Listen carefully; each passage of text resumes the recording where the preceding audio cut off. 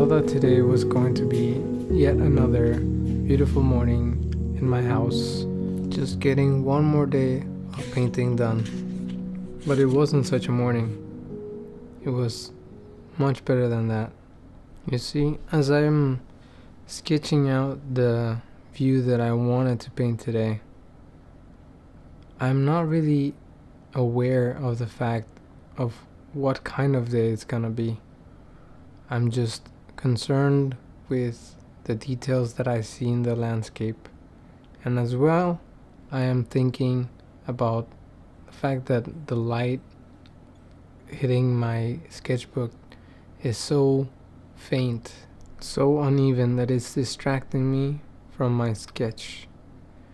But I just move on and get the sketch done first. So before I start painting, I move to a bit better light that won't cast a shadow as I paint, light that will help me see what I want to put down in the paper, light that will help me see something that I've been waiting to see for a long time. And more than seeing, I want to feel it. I want to feel that sensation that I have thought I lost. The morning here in Norway are quite dark. It's about 8:30 in the morning and there's still no sign of the sun coming out. It's an overcast day, so that's not likely to happen. But this doesn't matter to me because the scene is still beautiful. It's still full of color. And you might not be able to see, but this first layer has a lot of color in it. A lot of the color that I see in the landscape at this moment. And I try to imbue that color on the paper. And as I do this, that feeling that I've been missing starts awakening. I don't know exactly what it is. I'm not sure of it as I'm painting. I only understand the feeling once I'm done. We have all experienced this feeling. It's not unique to me and it's not unique to you either. It's something that we all humans have and experience at least once in our lifetime. Some more than others, and that has to do with being able to listen and feel this feeling. But in today's age, it is very easy to tune out this feeling. It's very easy to get distracted and get completely absorbed in what we see and forget that we can feel. As I painted this cloud in the sky, a sudden feeling of remorse and regret from placing such a dark value lingers over me. For one moment, I lose the feeling itself, and in a blink of an eye, I keep painting and the feeling is back. Some people call this feeling flow, some people call this focus, others call it attention. In religion, some people call it God or the divine. I simply call it connection. Not to say that all of the other terms are wrong, but for me, this is what rings most true to my life experience. Especially in this moment as I'm painting, the feeling of connection to the subject is crucial for an artist, at least for me in my opinion, to create good art. Because if we feel it while we're painting, the viewer will feel it too. It is a sort of unspoken energy, one that can be recognized by any of us. And any of us, I mean humans. And a great example of this energy is when a child draws a picture of their mom and dad. They might be stick figures, they might not look like the parents, but the feeling that the kids experienced while creating this portrait of their parents can still be felt and understood by the parents. Most things that kids make are things that we treasure. Their laugh, their dancing, their unique way of expression. It comes from the essence of being human. As I attempt to copy what nature has created so perfectly, I have to realize that I'll never do as good of a job as nature. However, what I can do myself is imbue this landscape with my feelings, my reactions, and present it as my own creation of this landscape, not as a replica of what nature has created, but as something that gained my attention and I connected with. You probably have heard before that you should paint what you love. You should paint what attracts you and never try to copy. Copying is not a bad thing as long as you do it knowing that it is not yours and it'll never be yours. The only thing that will be yours is your decisions on the canvas, your mistakes, and your successes, of course. When I woke up and when I thought that I was gonna paint today, I could have never imagined that this was gonna be such a special painting. That this moment in time, these few minutes, were going to remind me of who I am and why I'm doing this. In a way, this painting gave me freedom. It gave me a new and a forgotten perspective in life. Something that I've always known it was there, but I could never really truly grasp.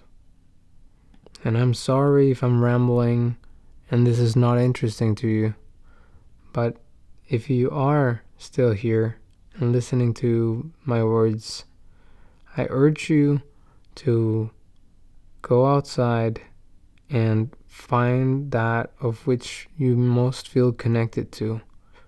That thing that you can't help but do. We're living today in a world that values the invaluable.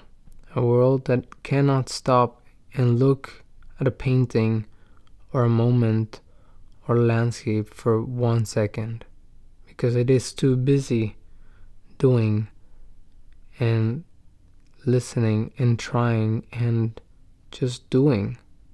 And I have fallen into that trap.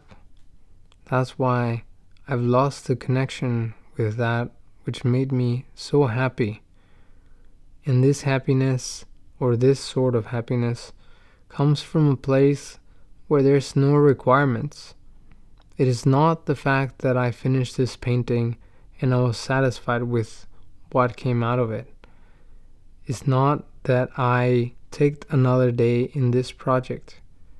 This feeling of happiness, it comes from an alignment with the thing that you're meant to do in this world, the language that you speak, and I don't mean the literal language of English or Spanish or French or whatever. I mean the language that is unique to you.